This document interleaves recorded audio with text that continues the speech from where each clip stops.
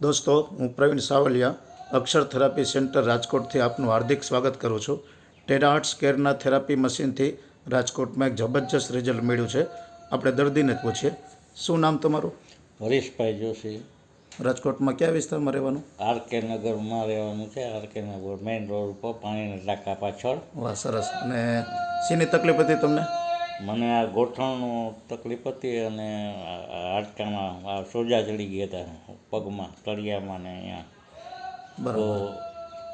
તો આ જે થેરાપી છે એનાથી મને ઘણી રાહત થઈ ગઈ. કેટલા ટકા જેવો અત્યારે દુખાવો ઓછો થયો એવું લાગે છે? લગભગ 70-75% ઉપર રાહત થઈ ગઈ છે. ને ડૉક્ટરે શું કીધું હતું? ડૉક્ટરે તમને શું કીધું હતું? ડૉક્ટરે તો એમ કીધું કે ઓપરેશન કરાવવું પડશે તમારે. હવે ઓપરેશન કરાવવા જેવું લાગતું નથી, એમાં કંઈ દુખાવો છે નહીં. વાહ, સરસ. એટલે પછી હવે ઓપરેશન કીધું આમાં શું કરાવું, કંઈ છે જ નહીં. તો પછી હા, એટલે આ થેરાપીથી સારું થઈ ગયું બહુ.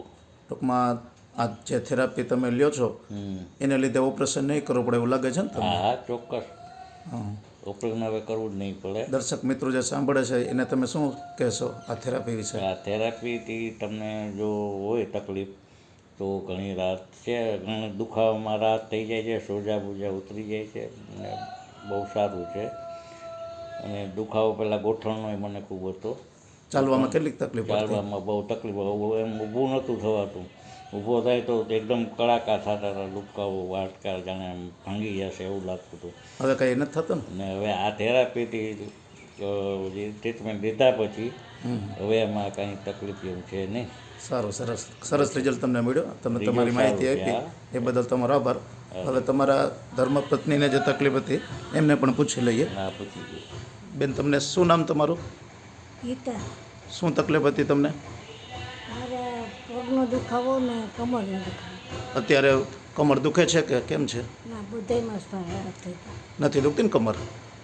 અને પગમાં દુખાવો છે અત્યારે? ગોઠણ જે તમને દુખતો હોય દુખે છે કે નથી દુખતો? ના, નથી દુખતું ને? બધી શાંતિ છે.